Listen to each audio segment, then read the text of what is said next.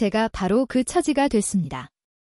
좋은 소식은 제가 책에 빙의해 남주의 아내가 되었다는 것, 나쁜 소식은 그 아내라는 여자가 예쁘기만 하고 머리는 텅 빈 악녀 조연이라는 겁니다. 그녀의 유일한 취미는 남주를 조롱하고 경멸하는 것이었고 결국 남주의 손에 이끌려 정신병원에 갇히는 끔찍한 결말을 맞이하게 되죠. 눈을 뜨자마자 제 앞에는 고준혁이 있었습니다. 제가 저지른 매질로 온몸이 상처투성이인 채로요. 제 머릿속은 공포감으로 하얘졌습니다. 다행히 이 시점의 고준혁은 아내의 말이라면 무엇이든 듣는 순한 양 같은 남자였습니다. 아직은 기회가 있다는 뜻이죠. 내가 당신을 때리고 욕하는 건 다 당신이 걱정돼서 그런 거예요. 당신이 잘못된 길로 가는 걸 보기 싫어서. 내가 왜 다른 사람은 안 때리고 당신만 때리겠어요? 고준혁 씨, 이제 잘못한 거 알겠어요. 원작에서 심서아가 고준혁을 때린 이유가 뭐였더라? 어떤 여자가 고준혁에게 길을 물어봤다는 이유였죠. 그는 단지 친절하게 길을 알려줬을 뿐인데 비정상적인 집착을 가진 심서아의 눈에 그게 곱게 보일 리가 없었습니다. 알겠습니다. 제가 뭘 잘못했죠? 망했다. 심장이 쿵 내려앉았습니다. 제가 너무 즉흥적으로 둘러댔나 봅니다. 여기서 고준혁이 대답을 못하면 상황이 더 어색해질 텐데요. 다른 여자랑 함부로 얘기하면 안 됩니다. 남편의 도리를 지켜야죠. 아내는 하늘이고 아내가 최고입니다. 도대체 누가 고준혁에게 이런 걸 가르친 걸까요? 하지만 원작의 배경을 떠올려보면 모든 것이 이해가 됐습니다. 고준혁이 사는 곳은 1970년대에 낙후된 시골 마을이었죠. 그는 어릴 때부터 저희 아버지, 그러니까 이장님 댁에서 자라며 제대로 된 교육을 받지 못했습니다. 이장님이 하는 말은 곧 법이었죠. 그리고 그 이장님은 저를 위해 대릴사위를 드릴 생각으로 고준혁을 키웠습니다. 그러니 그에게 주입된 사상이란 건 온통 낡아빠진 생각들 뿐이었죠. 그런 마음가짐은 아주 좋아요. 하지만 당신의 잘못은 그게 다가 아니에요. 요즘 인신매매범들이 그렇게 길을 묻는 척하면서 사람을 납치해 간대요. 특히 당신처럼 잘생기고 순진한 사람들을 노린다고요. 앞으로 낯선 사람 보면 무조건 피해야 해요. 알았어요. 네, 알겠습니다. 그때까지도 고준혁은 시멘트 바닥에 꿇어앉아 벌을 받고 있었습니다. 제가 갑자기 심서아의 성격을 바꿀 수는 없으니 형식적으로라도 벌을 주는 척 30분 정도 더 무릎을 꿇게 한 뒤에야 일으켜 세웠죠. 그동안 저는 원작의 내용을 빠르게 정리했습니다. 이야기 속에서 고준혁은 1년 반 뒤 서울에 있는 본가에서 그를 찾아옵니다. 그는 원래 머리가 비상했지만 무지한 시골 마을에 너무 오래 갇혀 생각까지 닫혀 있었던 거죠. 할아버지의 손에 이끌려 3년간 혹독한 교육을 받은 뒤 그는 완전히 다른 사람으로 거듭납니다. 과거 자신을 괴롭혔던 심서아를 포함한 사람들에게는 자신을 키워준 이장님을 생각해 복수하지 않았습니다. 하지만 안타깝게도 심서아는 주제를 모르고 악독한 아낙네처럼 계속해서 그를 찾아가 행패를 부렸죠. 그렇게 그녀는 조금씩 고준혁의 마음에 남아있던 마지막 감사함마저 갉아먹었고 결국 그는 그녀를 정신병원에 보내버립니다. 시간을 계산해보니 고준혁이 본가로 돌아가기까지 아직 1년이나 남았습니다. 그동안 그에게 잘해주면서 호감도를 최대한 쌓아둬야 했습니다. 결심이 서자마자 저는 다음 날 아침 일찍 배급표를 들고 나가 돼지고기 반 근을 사왔습니다. 찢겨나가는 배급표를 보니 마음이 쓰렸지만 쌀 한 톨이 귀한 시절이라는 걸 되뇌었죠. 고준혁 씨, 밥 먹어요. 이 시절에는 어느 집에서 고기라도 구우면 온 동네 아이들이 몰려와 침을 흘리며 구경하곤 했습니다. 다행히 제 악명은 심리밖까지 자자했기에 아이들이 아무리 먹고 싶어도 감히 저희 집으로 몰려들지는 못했죠. 한참을 불렀는데도 고준혁의 대답이 없었습니다. 곡식 창고에 가보니 그가 열이 펄펄 끓는 채로 정신을 잃고 쓰러져 있었습니다. 마을 의원은 병을 고치는 게 아니라 짐작으로 대충 때려 맞히는 수준이라 아무 풀이나 빻아 먹이고는 운에 맡기는 식이었죠. 감히 고준혁을 그런 위험에 빠뜨릴 수 없었습니다. 저는 그저 물리적인 방법으로 그의 열을 내리는 수밖에 없었습니다. 다행히 그의 몸은 원래 건강했기에 이불을 덮고 한숨 푹 자고 나니 열이 내렸습니다. 아내. 머리가 너무 어지러워요. 어지러운 게 당연하죠. 열이 엄청 높았어요. 그의 이마를 짚어보니 다행히 정상 체온으로 돌아와 있었습니다. 아내, 근데 왜 얼굴이 빨개요? 아내도 열나요. 고준혁은 제 빨개진 귓불을 가리키며 순진하게 물었습니다. 그의 순진한 모습에 괜히 화가 치밀었죠. 헛소리 마요. 난 멀쩡하니까. 열 내렸으면 어서 일어나서 밥이나 먹어요.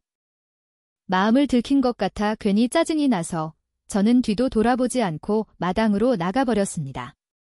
그의 열을 내려주기 위해 옷을 벗기다가 그의 탄탄한 복근과 다부진 몸매에 잠시 마음이 흔들렸다고 어떻게 말하겠어요.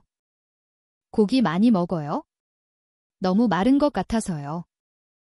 식탁에 앉아 저는 태연하게 거짓말을 하며 그의 밥그릇에 고기를 가득 채워주었습니다.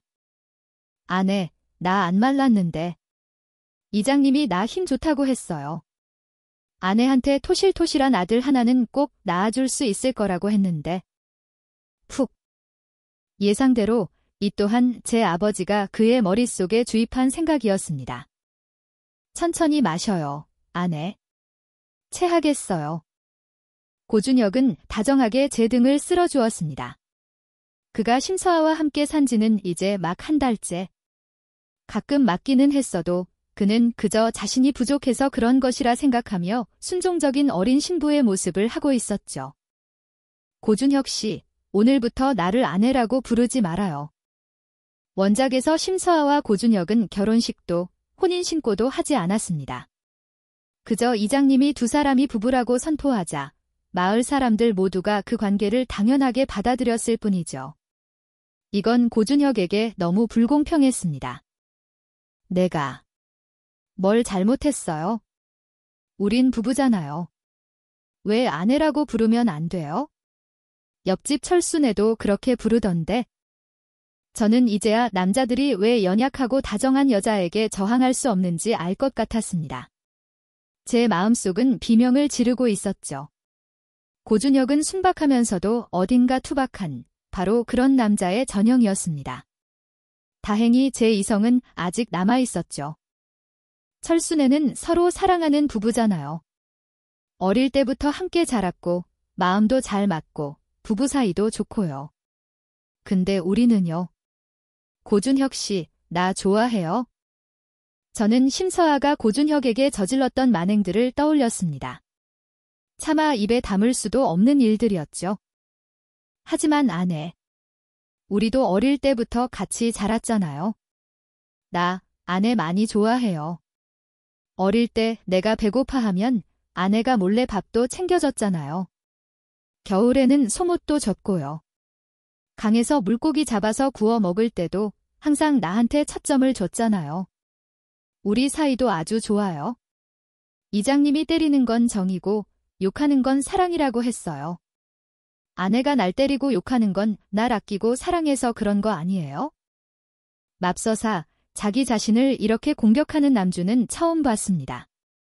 안타깝게도 과거 심서아가 그에게 던져준 밥은 개밥 그릇에 있던 음식 찌꺼기였고 그에게 준 속옷은 색깔이 너무 촌스러워 입고 나가면 분명 비웃음을 살만한 옷이었습니다. 그저 고준혁이 비웃음당하는 꼴을 보고 싶었던 거죠. 물고기 찻점을 준 것 역시 덜 익은 생선을 먹고 탈이 날까 봐 고준혁을 실험용 쥐로 쓴 것뿐이었습니다. 순간 제 마음속 후회는 극에 달했습니다. 이 남자는 정말이지 세상 둘도 없는 불쌍한 사람이었습니다. 생각이 끝나기도 전에 제 몸이 먼저 움직였습니다. 저는 고준혁의 뺨에 입을 맞췄습니다. 그래요. 저는 그냥 그의 몸이 탐났던 겁니다. 고준혁은 정말 잘생겼습니다. 지금 시대에 태어났다면 분명 최고 인기 아이돌이 되었을 겁니다. 원래는 그를 자유롭게 놓아주려 했는데 그가 스스로 감옥을 만들었네요. 아마 전생에 제가 모태솔로의 건조한 직장인으로 산 것을 하늘이 불쌍히 여겨 이런 기회를 주셨나 봅니다. 당신 말이 맞아요. 내가 생각이 짧았네요. 앞으로는 당신이 부르고 싶은 대로 불러요. 고준혁이 정신을 차리지 못하는 틈을 타 저는 잽싸게 그의 입술에 다시 한번 입을 맞췄습니다. 새빨개진 얼굴로 어쩔 줄 몰라 하는 그의 모습을 보니 왠지 순진한 양갓집 규수를 희롱하는 듯한 기분이 들었습니다. 아, 네. 네. 그때까지만 해도 저는 문제의 심각성을 인지하지 못했습니다. 그저 부끄러움에 얼굴이 빨개진 고준혁의 모습이 귀엽다고만 생각했죠. 제 못된 손은 그의 머리카락 속으로 파고들어 부드럽게 쓰다듬었습니다. 불편해. 도와줘요. 고준혁이 갑자기 저를 품에 확 끌어안았습니다. 아랫배에서 느껴지는 이질감에 저는 즉시 상황이 잘못되었음을 깨달았죠. 도망치고 싶었지만 이미 늦었습니다. 160cm의 아담한 제 키로는 고준혁의 단단한 팔 안에서 옴짝달싹할 수 없었습니다. 그는 마치 병아리 한 마리를 들어 올리듯 저를 가볍게 침대 위로 옮겼습니다. 꿈결 같은 밤이 지나고 당사자의 결론은 이렇습니다. 후회, 막심한 후회. 가만히 있지 왜 괜히 고준혁을 건드렸을까요? 그가 아무리 순한 토끼처럼 보였어도 그는 선결혼 후연의 장르의 폭군 남주였습니다. 온몸의 뼈가 해체되었다가 다시 조립된 것 같았죠. 반면 고준혁은 활력이 넘쳤습니다. 아침 일찍 일어나 닭장 청소를 하고 심지어 읍내까지 달려가 제게 흑설탕을 사다 주었죠. 기력을 보충해야 한다며 정성껏 흑설탕물을 떠먹여 주기까지 했습니다. 콜록, 콜록. 급하게 마시다가 사레가 들려 눈물까지 찔끔 났습니다. 아내. 고개를 들어 고준혁을 바라보자 그의 눈빛에 담긴 의미심장함을 깨달았습니다. 방금 제가 살에 들린 모습이 얼마나 연약하고 가련해 보였을지 짐작이 갔죠. 한번 고기 맛을 본 사람이 어찌 다시 풀만 먹는 것에 만족하겠어요. 안 돼요. 나 피곤해요. 괜찮아요. 내가 힘쓸게요. 그 후 며칠 동안 저와 고준혁은 부끄러움도 모르는 뜨거운 신혼생활을 보냈습니다. 하지만 이제 현실적인 문제도 생각해야 할 때였습니다. 이 작은 산골 마을에서는 겨우 먹고 살 수는 있었지만 제대로 된 한 끼를 먹는 것은 정말 쉽지 않았죠. 고준혁 씨, 우리 산에 가서 나물 캐러 가요. 제가 아버지에게서 닭과 오리, 거위 몇 마리와 새끼 돼지 한 무리를 얻어온 후로 고준혁은 마치 인생의 방향을 찾은 듯 했습니다. 그는 온 마음을 다해 가축들을 돌봤죠. 네. 닭을 쫓던 고준혁이 걸음을 멈추고 손을 씻으며 어리둥절한 표정으로 저를 바라봤습니다. 이 시대의 개인 경작은 불법이었기에 땅을 갈아 채소를 심어 자급자족하는 것은 비현실적이었습니다. 하지만 심가 마을은 광활한 산맥을 등지고 있었고 아직 개발되지 않은 산은 그야말로 거대한 천연자원의 보고였죠. 고준혁이 반응하기도 전에 저는 성급하게 움직였습니다. 빙의하기 전 저는 농업대학의 수석 졸업생이었습니다. 소매를 걷어붙이고 노동하는 것이야말로 진정한 도리였죠. 이 버섯은 먹을 수 있고 저 버섯은 안 돼 먹으면 바로 저 세상 가는 거야? 나무 밑동 주위에 자란 버섯들을 보며 중얼거리며 먹을 수 있는 것들을 조심스럽게 골라냈습니다. 아내, 정말 아는 게 많네요. 고준혁은 등나무 바구니를 맨 채 조용히 제 뒤를 따르며 제가 끊임없이 무언가를 살피고 판단하는 모습을 유심히 지켜봤습니다. 그때 저는 깨달았습니다. 원작에서 고준혁은 그를 알긴 했지만 반문맹에 가까웠다는 것을요. 나중에 사업가로 크게 성공한 뒤에도 지식의 부족은 늘 그의 가장 큰 약점이었습니다. 이건 안 될 일이죠. 저는 고준혁을 덕, 지, 채, 미, 노를 모두 갖춘 인재로 키우기로 결심했습니다. 고준혁 씨, 잘 들어요. 당신이 모르는 것들은 내가 차근차근 알려줄게요. 저는 손에 든 버섯을 들어 보이며 말했습니다. 오늘의 수업은 의식주 문제를 스스로 해결하는 방법입니다. 역시 남주는 남주였습니다. 산을 한 바퀴 도는 동안 그는 제가 가르쳐주는 것을 족족 흡수했고 배우는 즉시 자기 것으로 만들었습니다. 아내, 이 나물들만 있으면 우리 먹는 건 해결되겠네요. 고준혁은 가득 찬 바구니를 짊어진 채 환하게 웃었습니다. 네, 하지만 오늘 우리가 산에 나물 캐러 온 건 절대 아무에게도 말하면 안 돼요. 알았죠? 저는 그가 재능을 드러내서는 안 된다는 것의 중요성을 깨닫게 하려고 협박과 경고를 섞어 말했습니다. 그런데 갑자기 그가 제 볼을 꼬집으며 감탄하는 게 아니겠어요. 아내 볼, 말랑말랑해서 귀여워. 아내가 하는 말은 다 맞아? 아내가 하지 말라는 건 절대 안 할게. 하지만 그의 다음 행동은 저를 비명 지르게 만들었습니다. 고준혁 씨, 반칙이에요. 어지러운 와중에 희미하게 들려오는 연약한 여자 목소리에 정신이 번쩍 들었습니다. 분명 제 목소리는 아니었죠. 무슨 소리 안 들려요? 저쪽인 것 같은데? 갑자기 제 청력이 너무 예민한 게 후회스러워졌습니다. 빽빽한 수풀을 헤치자 제 눈앞에는 1617살 정도로 보이는 깡마른 소녀가 쓰러져 있었습니다. 고준혁은 제가 한 말을 똑똑히 기억하고 있었기에 즉시 눈을 가렸죠. 하지만 소녀의 얼굴을 본 순간 제 심장은 철렁했습니다. 이유는 간단했습니다. 이 소녀가 바로 원작의 여주인공이었기 때문이죠. 저는 백설아의 눈가에 있는 붉은 눈물점을 보았습니다. 원작에서 작가는 여주인공의 순수함을 강조하기 위해 그 눈물점의 애틋하고 연약한 매력을 특별히 강조했었죠. 아내, 저 사람. 곧 죽을 것 같아요. 저는 고준혁에게 신호를 보내 백설아를 나무 밑동에 기대어 앉히게 했습니다. 그의 말을 듣자 제 마음속에서는 형언할 수 없는 짜증이 솟구쳤습니다. 원작에서 백설아는 고준혁에게 첫눈에 반했습니다. 물론 그가 본가로 돌아간 후에야 만났지만요. 하지만 지금 저는 불안했습니다. 백설아가 깨어나는 것이 두려웠고 그녀 또한 고준혁에게 첫눈에 반할까 봐 두려웠습니다. 그가 백설아에게 빠져 헤어나오지 못할까 봐, 그들의 관계가 원작대로 흘러갈까 봐 두려웠죠. 고준혁 씨, 내가 말한 적 있죠? 길가에 쓰러진 낯선 사람 함부로 주워오지 말라고. 마을에 데려왔다가 화를 부르면 어떡해요? 저는 지난 며칠간 쌓아 올린 권위를 이용해 고준혁이 백설아를 구하려는 마음을 접게 하려고 했습니다. 아내. 제가 갑자기 화를 내자 고준혁은 저를 품에 끌어안았습니다. 그의 힘찬 심장 박동을 느끼자 제 안의 불안과 짜증도 서서히 가라앉았습니다. 낯선 사람을 마을에 데려가려는 게 아니에요.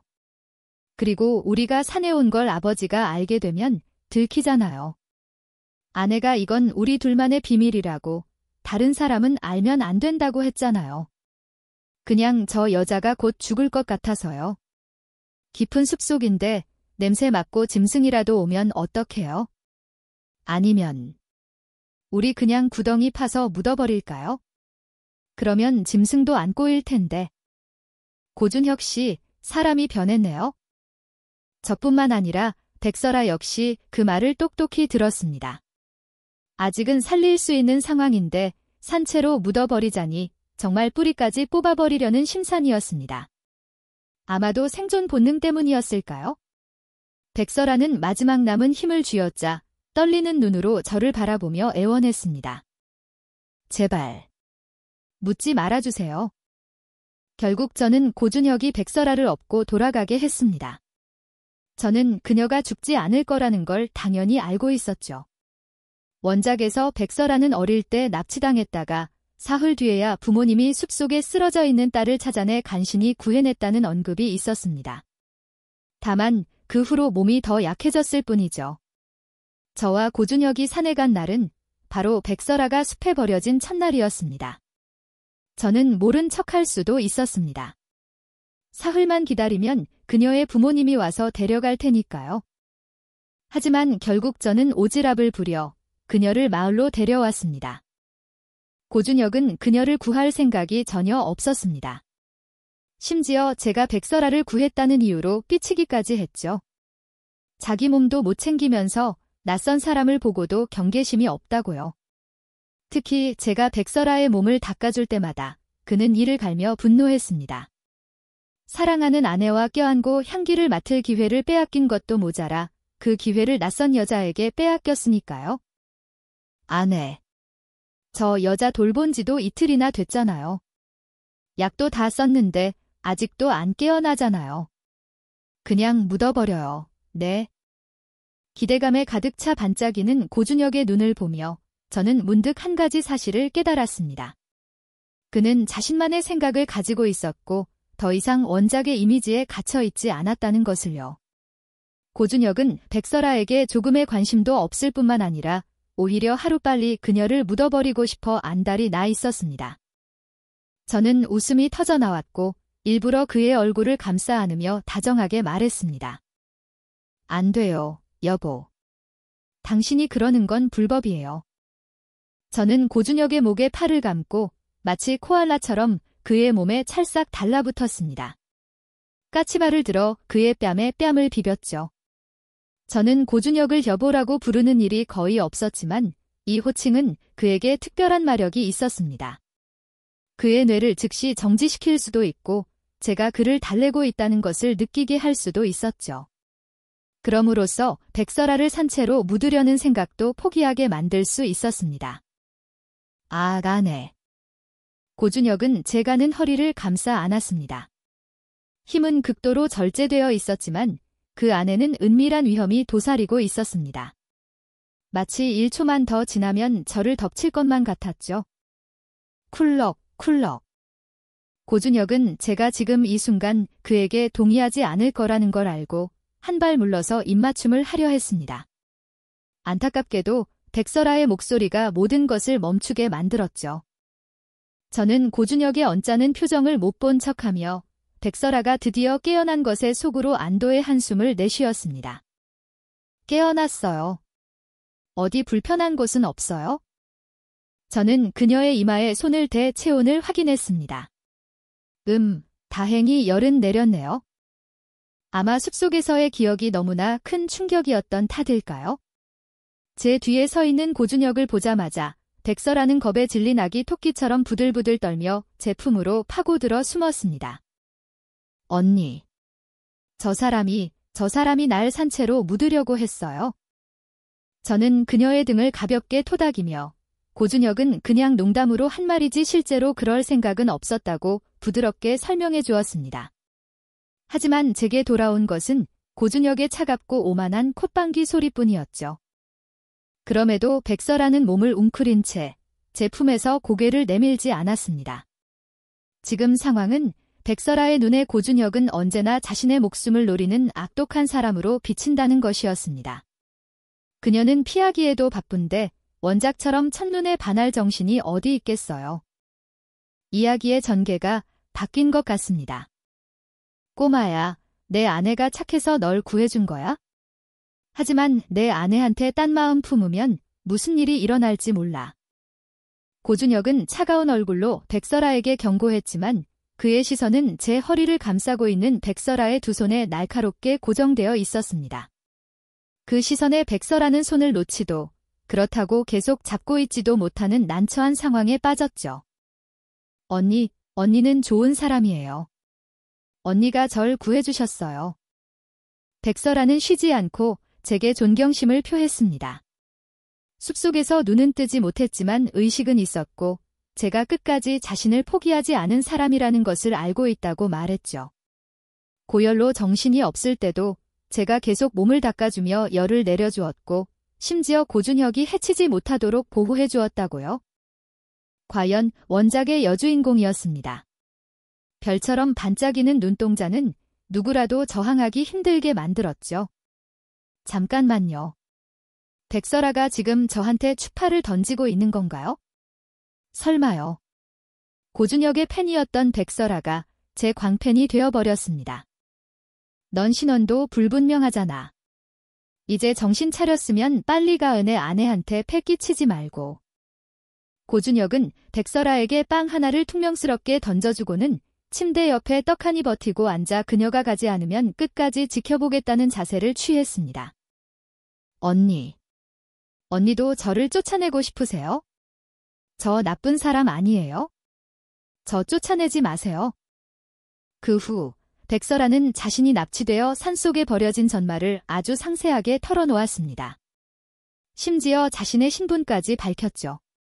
그녀는 바로 백이겸 대학 교수님의 딸 백설아였습니다. 자신이 거짓말쟁이가 아니라는 것을 증명하기 위해 꼬마 아가씨는 서지마 시인의 시 한 편을 줄줄 외우기까지 했습니다. 저는 가볍게 고개를 끄덕였습니다. 언니는 내가 나쁜 사람이 아니라고 믿어. 눈물이 그렁그렁한 백설아의 눈을 보니 제 마음이 녹아내릴 것 같았습니다. 하지만 널 납치했던 사람들이 다시 널 찾아오면 어떡해? 그들이 흔적을 따라오면 금방 내가 널 마을로 구해왔다는 걸 알게 될 텐데. 설아야, 언니는 도박을 할 수가 없어. 원작을 줄줄 꿰고 있는 제가 백설아를 납치한 자들이 어떤 부류인지 모를 리 없었습니다. 그들은 갓 출소한 흉악범들이었고 그들이 감옥에 가게 된 이유는 바로 백이겸 교수가 그들의 죄악을 폭로하는 글을 썼기 때문이었죠. 그래서 출소하자마자 그들이 한 첫 번째 일은 그의 딸을 납치해 복수하는 것이었습니다. 원작에서 백설아는 구출된 후 범인들에게 또다시 뻔뻔하게 납치당합니다. 하지만 이번에는 백이겸 교수가 미리 경찰과 협력하여 매복했고 결국 그들은 무기징역을 선고받았죠. 만약 백설아를 마을에 남겨둔다면 이야기의 전개는 분명 바뀔 것입니다. 저는 마을 전체에 안위를 걸고 도박을 할 수는 없었습니다. 하지만 결국 저는 그녀를 하룻밤 더 머물게 했습니다. 다음 날 아침, 함께 아침을 먹은 후에야 그녀를 읍내 경찰서로 데려다 주었죠. 언니, 보고 싶을 거예요. 세 걸음 걷고 한 번 돌아보는 백설아의 애틋한 모습을 보니 제 마음속에도 온갖 감정이 교차했습니다. 이 아이, 정말 너무 사랑스러웠죠.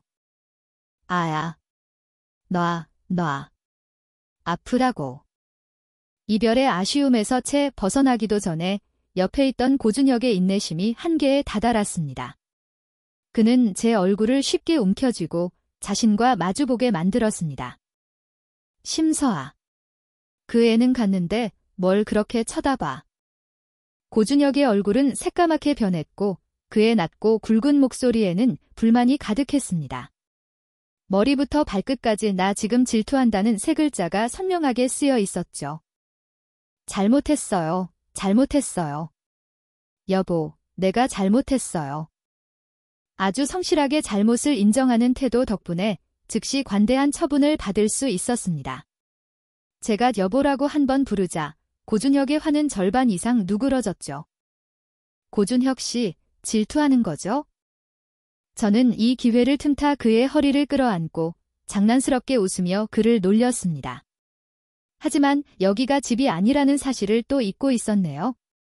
저와 고준혁의 애정 행각은 즉시 수많은 호기심 어린 시선을 끌어모았습니다. 다행히 그의 반응이 빨랐습니다. 그는 아이를 안듯 저를 품에 안고 재빨리 인파를 빠져나갔습니다. 아내. 인적이 드문 작은 골목에 들어서자 고준혁은 즉시 작은 강아지로 변했습니다. 억울한 눈으로 저를 바라보는 그의 눈빛은 서러움으로 가득했고 덥수룩한 머리를 제 쇄골에 비비며 안아달라고 애원했죠. 말은 하지 않았지만 그의 모든 행동은 제가 지난 며칠간 그를 외면하고 냉대했다는 사실을 고발하고 있었습니다. 어휴, 괜찮아요. 감정은 용감하게 표현해야죠. 질투나면 질투난다고 말해요. 저는 고준혁의 머리를 가볍게 쓰다듬으며 부드러운 미소로 그를 달랬습니다. 제 작은 강아지를 부드럽게 달래주었죠. 나 질투나 백설아가 아내 안는 거 싫어. 아내가 걔한테 웃어주는 것도 싫고. 걔가 아내를 또 안았잖아. 걔가 아내 안을 때마다 속에서 불이 나는 것 같고 벌레 수천 마리가 기어 다니는 것 같아. 그냥 달려가서 걔 손을 쳐버리고 싶었어. 하지만 아내가 걔를 많이 좋아하는 것 같아서. 그래서 걔를 괴롭힐 수가 없었어. 그러면 아내가 슬퍼할 테니까. 만약 지금의 고준혁을 묘사해야 한다면 그는 세상에서 가장 아름다운 꽃을 찾아내 주인에게 보여주려고 신나게 달려왔지만 주인이 자기를 기다리는 걸 잊어버리고 심지어 밖에서 만난 다른 강아지를 웃으며 쓰다듬고 있는 것을 발견한 작은 강아지와 같았습니다. 만약 고준혁에게 꼬리가 있었다면 분명 지금쯤 땅에 끌릴 정도로 축 처져 있었을 겁니다. 알아요. 고준혁 씨, 나는 당신이 이런 말을 해줘서 정말 기뻐요. 저는 관계에 있어서 소통이 무엇보다 중요하다고 항상 믿었습니다. 자신의 생각을 말하지 않고 마음속에 담아두기만 하면 시간이 지날수록 문제는 더 꼬이고 심지어 오해와 원망이 생길 수도 있죠. 고준혁이 마음을 열고 자신의 감정을 저와 공유해주는데 제가 어찌 감동하지 않을 수 있겠어요. 내가 며칠 동안 당신한테 좀 소홀했죠. 미안해요. 저는 고준혁에게 장난스럽게 윙크를 했습니다. 생동감 넘치는 표정 덕분에 분위기는 한결 가벼워졌죠. 그냥 내가 백설아를 집에 데려왔고 그 아이는 어리고 낯선 곳에 와서 다치기까지 했잖아요. 나한테 좀 의지하는 경향이 있어서 당연히 그 아이의 감정을 신경 써야 했어요. 하지만 내가 한 가지 놓친 게 있어요. 저는 주도적으로 고준혁의 손을 잡았습니다. 당신은 내 남편이고 우리는 하나예요. 무슨 일이 생기면 함께 해결할 수 있는데 내가 당신을 무시하고 혼자서 모든 걸 처리하려고 했어요. 여보의 작은 실수를 용서해주길 바라요. 제 부드러운 공격에 여보 한마디, 미안해요 한마디. 비록 고준혁은 얼굴에 아무런 표정도 짓지 않았지만 저는 그의 뒤에 있는 꼬리가 딸랑이가 될 정도로 흔들리고 있는 것을 볼 수 있었습니다. 아내. 사실 나도 사과해야 할 게 있어? 네. 고준혁이 갑자기 저를 번쩍 들어올려 그와 제가 서로를 마주 볼 수 있게 했습니다. 아까 질투나서 나도 모르게 아내 성이랑 이름 다 불렀어. 말투도 안 좋았고. 고준혁이 언급하지 않았다면 저는 이 일을 까맣게 잊고 있었을 겁니다. 괜찮아요. 난 신경 안 써요. 안 돼, 난 신경 쓰여. 내가 잘못했어, 아내. 내가 보상해줄게. 네. 점점 더 가까이 다가오는 고준혁을 보며 저는 그의 팔에 갇혀 꼼짝할 수 없었습니다. 두 다리는 움직일 수 없었고 차가운 벽에 등이 닿을 때까지 뒤로 물러설 수밖에 없었죠. 고준혁 씨, 잠깐만. 고준혁에게 벽으로 몰렸네요. 저는 두 눈을 동그랗게 뜨고 고준혁의 뜨거운 시선을 마주했습니다. 이게 그가 말한 보상인가요? 아내, 키스할 때는 눈을 감아야 한다고 당신이 가르쳐줬잖아. 고준혁의 낮고 허스키한 목소리는 마치 마력이 있는 듯 저도 모르게 그의 리듬에 맞춰 살며시 눈을 감고 그의 키스에 응답하게 만들었습니다. 키스가 끝난 후 처음에는 강한 척하며 스스로 땅에 내려서려 했지만 발이 땅에 닿자마자 온몸에 힘이 풀려 주저앉을 뻔했습니다. 다행히 고준혁이 손을 놓지 않았죠. 아내, 내가 업어줄게. 저는 고준혁을 얄밉게 째려봤습니다. 그는 작고 순한 강아지가 아니었습니다. 분명 사흘 굶은 굶주린 늑대였죠.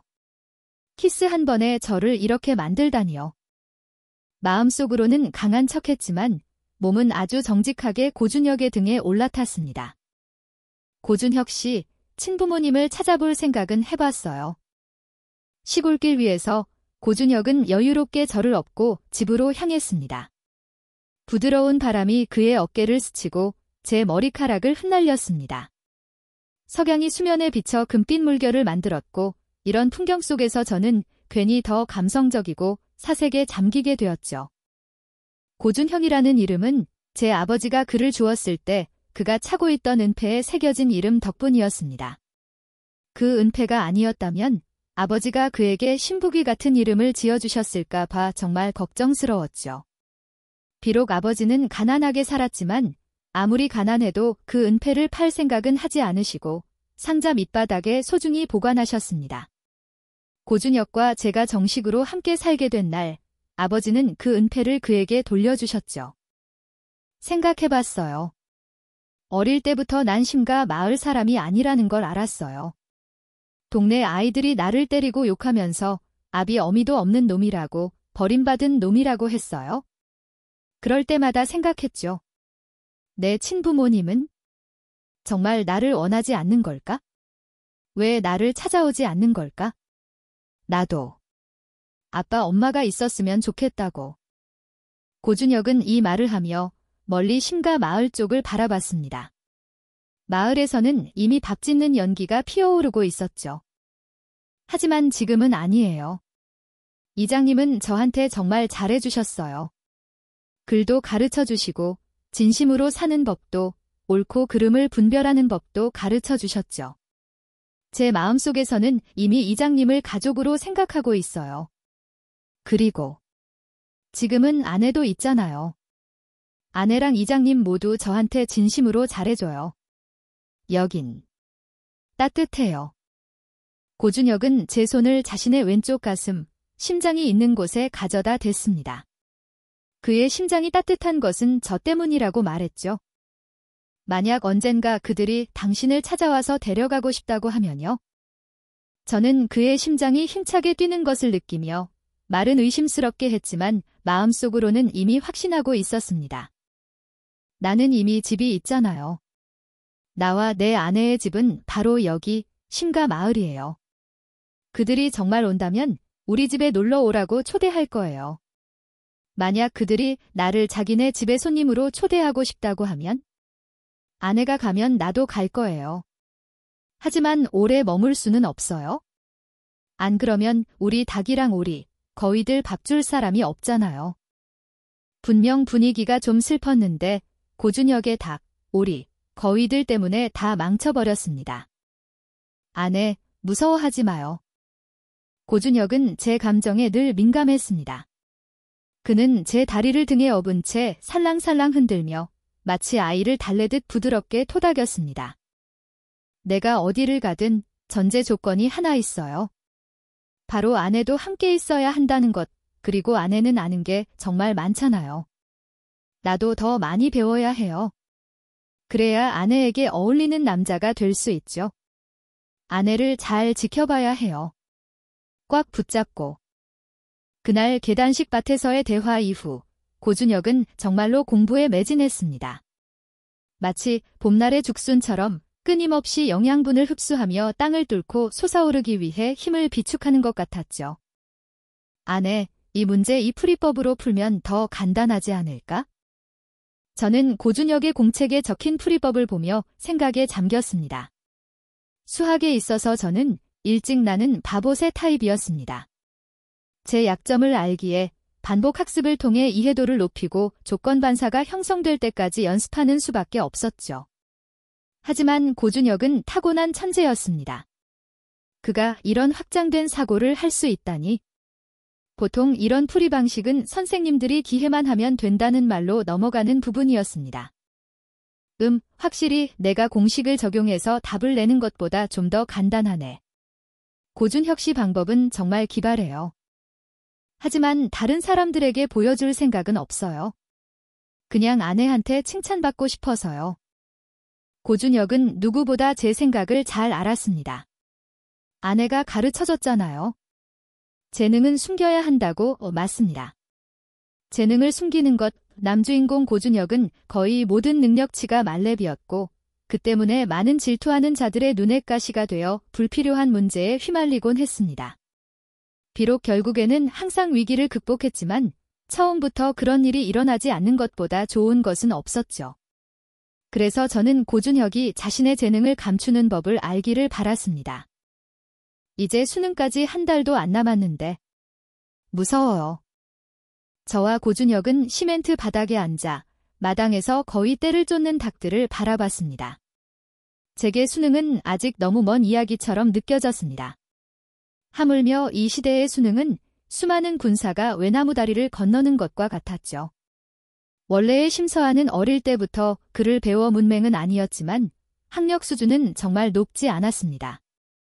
저는 그저 예전에 배웠던 지식을 최대한 떠올리려 애썼지만 시험을 앞두고 불안감을 피할 수는 없었죠. 무서워하지 마요. 아내도 무서워하지 마요. 고준혁은 저를 끌어안았습니다. 그의 단단한 팔은 아이를 안듯 부드러웠습니다. 사실 난 사람들이 날 문맹이라고 부르든 말든 상관없어요. 하지만 아내가 내가 배우길 원하니까 그래서 배울 거예요. 아내의 발걸음을 따라잡기 위해 노력할 거예요. 그는 제 손을 잡았습니다. 그의 넓은 손이 제 작은 손가락들을 감쌌습니다. 대학에 떨어져도 괜찮아요. 우리 집에 가서 돼지 키워도 되잖아요. 고준혁은 여전히 신나게 미래에 대해 이야기했습니다. 시돼지 2마리를 더 사서 내년에 새끼돼지 떼를 낳게 하고 싶다고 했고, 오리알, 거위알, 닭알 생산량이 모두 좋으니 소금에 절인 알이나 삭힌 알을 만들어 읍내에 내다 팔 수 있다고 했습니다. 산속 자원이 풍부하니 매주 산에 올라가 과일을 따 먹을 수 있다고도 했죠. 맞습니다. 고준혁은 원래 산의 아이였습니다. 제가 늘 그를 원작 속 고준혁의 이미지에 가깝게 만들려고 했고 제 생각에 갇혀 있었던 거죠. 고준혁 씨, 당신 품은 따뜻하네요. 햇살도 따뜻하고. 이런 날씨는 키스하기 딱 좋은데. 저는 고준혁이 반응할 틈도 주지 않고 그의 목에 살며시 팔을 두르고 잠자리가 물을 스치듯 그의 입술에 가볍게 입을 맞췄습니다. 그러고는 일부러 부끄러운 척하며 도망치려 했지만 결과는 당연히 도망칠 수 없었죠. 다시 그의 품에 끌려 들어갔습니다. 고준혁 씨, 너무 못됐어요. 그가 저를 다시 끌어안자마자 한 첫 번째 일은 벌칙처럼 저를 간지럽히는 것이었습니다. 이건 여러 번의 접촉 끝에 그가 발견한 제 약점이었죠. 저는 그의 품에서 발버둥 치며 숨도 못 쉴 정도로 웃었습니다. 잘못했어요. 잘못했어요. 여보, 내가 잘못했어요. 저는 눈물이 날 정도로 웃으며 용서를 구했습니다. 제가 그를 놀리고 그에게 다시 잡혀 결국에는 얌전히 항복하는 이런 장난은 우리 둘 사이의 작은 즐거움이었습니다. 누가 못됐는데? 고준혁의 못된 손은 제 허리에 살며시 얹어 언제라도 저를 다시 간지럼 태워 애원하게 만들 수 있었습니다. 내가 못됐어요. 내가 바로 나쁜 여자예요. 저는 일부러 그의 품으로 더 깊이 파고들며 고개를 들어 솔직한 눈빛으로 그를 뚫어지게 쳐다봤습니다. 고준혁은 애써 평정을 유지하려 했지만 그의 귀는 금세 빨개졌습니다. 그의 목을대가 살짝 움직이는 것은 그가 인내심의 한계에 다다랐다는 것을 암묵적으로 말해주고 있었죠. 키스. 해줘. 저와 고준혁의 시선이 마주쳤고 모든 것은 말이 필요 없었습니다. 언니. 백설아가 문을 밀고 들어온 것은 바로 저와 고준혁이 서로에게 얽혀 헤어나오기 힘든 순간이었습니다. 방 안의 공기는 순간 어색해졌습니다. 딸아, 어떤 분들이 우리 마을 길을 닦아주고 싶다는데. 아버지가 바로 뒤따라 들어오셨습니다. 과연 산전수전 다 겪은 이장님다웠습니다. 저와 고준혁이 껴안고 있는 것을 보고도 그저 뒤에 있는 사람들에게 멋쩍게 웃어 보일 뿐이었죠. 젊은 부부가 좀 다정한 게 뭐 그리 대수겠어요. 다은아, 이 두 분 신사분께서 우리 마을 길을 포장해주고 싶다고 하신다. 고준혁은 중간에 방해받아 분명히 매우 짜증이 난 상태였습니다. 그가 애써 억누르고 있었지만 그를 둘러싼 압박감은 무시할 수 없었죠. 저는 그의 손을 살며시 잡고 눈빛으로 그에게 소란 피우지 말라고 신호를 보냈습니다. 일종의 달래기였죠. 길을 닦아주신다고요? 하하, 길이라니 정말 좋네요. 부자가 되려면 먼저 길부터 닦아야죠. 조금 떨어진 곳에 백설아는 작은 꽃무늬 원피스를 입고 서 있었습니다. 제게 다가오고 싶어 하는 것 같았지만 고준혁이 무서워서 그저 제자리에 서 있기만 했죠. 언니, 이쪽은 제 오빠랑 삼촌이에요. 제가 연니한테 구조됐다는 얘기를 듣고 너무 감사해 하셨어요. 며칠 동안 밤낮으로 저를 돌봐주신 것에 대한 감사의 표시로 심가 마을에 콘크리트 길을 기증하기로 상의하셨어요. 백설아의 연약한 목소리에는 서러움이 가득했습니다. 마치 억울한 일을 당한 것 같았죠. 그리고 그 억울해 보이는 모습은 당연히 누군가의 심기를 건드렸습니다. 설아야, 내가 그들의 선의로 길을 닦아주는 건데 왜 지금은 내가 그들에게 빚을 진 것처럼 구는 거냐? 그 목소리에 저는 고개를 돌려 소리가 나는 쪽을 바라봤습니다. 백설아와 칠할 정도 닮은 잘생긴 얼굴이었지만 지금은 몇 분의 불쾌감이 섞여 있었습니다. 이 사람이 바로 백설아의 오빠, 백성훈인 것 같네요. 그리고 옆에 있는 조금 더 나이가 들어 보이는 중년 남성은 아마도 백설아의 삼촌인 백민준이겠지요. 우리가 돌아와 달라고 애원한 것도 아닌데. 고준혁이 작은 목소리로 중얼거리며 불만을 표시했습니다. 하지만 얄궂게도 지금 마당은 바람소리만 들릴 정도로 조용해서 여기 있는 모든 사람이 똑똑히 들었습니다. 무슨 뜻이지, 너? 제 남편은 그냥 좀 솔직할 뿐이에요. 악의는 없어요. 백성훈이 달려들어 싸울 기세이자 저는 재빨리 고준혁 앞을 막아서며 중재하려고 애썼습니다. 설아야, 오빠랑 삼촌 계속 서 있게 하지 말고 집으로 들어와 앉으라고 해. 저는 고준혁을 험악하게 째려보며 얌전히 있으라는 신호를 보냈습니다. 어쨌든 백설아가 심가 마을에 길을 기증하는 일은 원작에 없던 일이었으니 이것은 예상 밖의 전개였습니다. 넓은 마당에서 백성훈은 텅 빈 대들보를 뚫어져라 쳐다봤습니다. 한참 후에야 그는 입을 열었죠. 설아야, 다쳤을 때 이런 험한 환경에서 살았단 말이냐? 이 말이 나오자마자 활기차던 분위기는 순식간에 경직되었습니다. 두 손님에게 차를 따라주려던 제 아버지마저 멈칫했죠. 그는 찻잔 속에서 떠다니는 찻잎들을 뚫어져라 쳐다보며 그것들이 귀한 손님을 대접하기에는 좀 부족하다고 느끼는 것 같았습니다. 오빠. 백설아가 막으려 했지만 백성훈은 고집스럽게 말을 이었습니다. 난 사실을 말하는 것뿐이야, 설아야. 이 벽 좀 봐, 아직도 황토를 바르고 있잖아. 이장님 따님이라고 하지 않았어. 이런 환경에서 사는 건 정말 너무 고생스럽잖아. 백성훈이 아버지가 평생을 바쳐 이룩한 모든 것을 손쉽게 부정하는 것을 보며 저는 처음으로 한 사람에게 악감정을 품게 되었습니다. 비록 백성훈이 원래 입은 거칠지만 마음은 나쁘지 않은 설정이라는 것을 알면서도 저는 억울함을 느꼈습니다. 백설아 아가씨는 참 고귀하시네요. 그런데 그렇게 잘 돌보셨으면 납치당하게 내버려 두셨을까요? 결국에는 이 가난에 찌든 시골 촌뜨기들한테 구조되어야 했고요. 원래는 제가 부엌으로 보냈는데 고준혁이 다시 돌아왔습니다. 손에는 저를 위해 준비한 분유 크림으로 탄 우유 한 잔을 들고 있었죠. 백성훈은 고준혁의 반격에 말문이 막혀 한마디도 하지 못했습니다. 정말로 백성훈이 놀기 좋아해서 백설아를 데리고 나가지 않았다면 그녀가 다른 사람에게 이용당해 납치당하는 일도 없었을 겁니다. 언니. 오빠가 그 사람들 법의 심판을 받게 했어요. 이제 마을에 해를 끼칠 사람은 없을 거예요. 저는 당연히 백설아가 이 일로 백성훈의 이미지를 만회하려는 것을 이해했지만 효과는 그리 크지 않아 보였습니다. 자자, 성훈아, 말싸움 그만하고. 우리가 여기 온 주된 목적을 잊지 마. 백민주는 줄곧 방관자 역할을 하다가 분위기가 험악해지자 비로소 나서서 중재했습니다. 어쨌든 그렇게 할 수밖에 없었죠. 심가 마을의 길은 대부분 울퉁불퉁한 돌로 포장되어 있어 특히 비 오는 날에는 발을 디디면 신발이 다 젖어 매우 불편했습니다. 그 후의 계획은 대부분 제 아버지와 고준혁이 들었고 저는 백설아의 손을 잡고 몰래 밖으로 나갔습니다. 그녀에게 물어볼 것이 있었거든요. 설아야, 내가 작년 수능 만점자라고 들었는데. 저는 기대에 찬 눈으로, 반짝이는 눈으로 그녀를 바라봤습니다. 아, 그건 별거 아니에요. 왜요, 언니? 언니도 수능 보실 거예요? 저는 마치 희귀한 보물을 찾은 듯 백설아의 손을 꽉 잡았습니다. 그 바람에 그녀는 자신도 모르게 얼굴을 붉히며 부끄러워했죠.